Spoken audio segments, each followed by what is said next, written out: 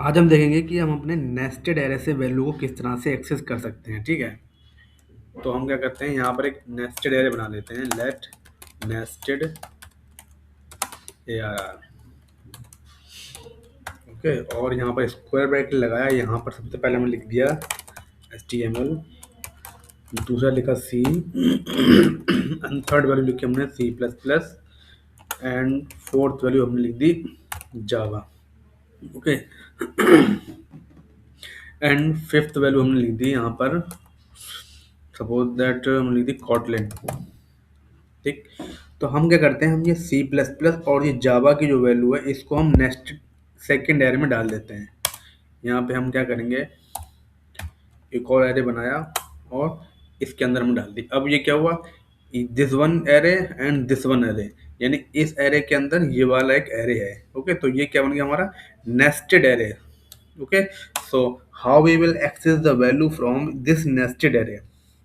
ठीक है, तो हम इसको वैल्यू को हम इसकी कैसे एक्सेस करेंगे नेस्टेड एरे वाली को, तो हम यहाँ पे लिखेंगे console.log।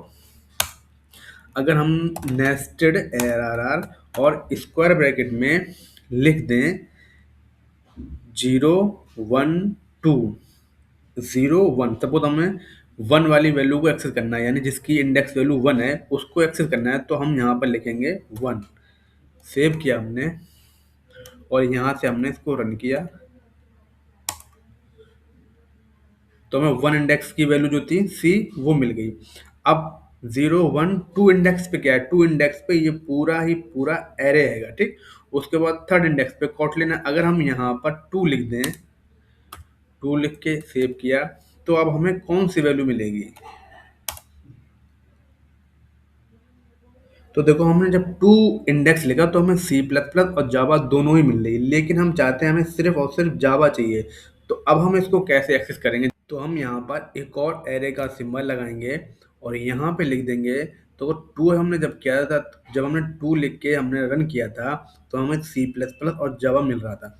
तो C++ 2 के 0 इंडेक्स पे है और जावा हमारे 2 के 1 इंडेक्स पे है। तो यहाँ पे हम 1 लिख देंगे। सेव किया, सेव करने के बाद दोबारा से हम जब इसको रन करेंगे, तो देखो हमें मिल गई जावा। ठीक है, अगर हम यहाँ पर 0 लिख देंगे तो हमें क्या मिल जाएगा, तो हमको मिल जाएगा C++।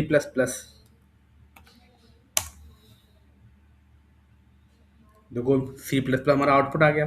तो इस तरह से हम नेस्टेड एरे से किसी भी एलिमेंट को एक्सेस कर सकते हैं।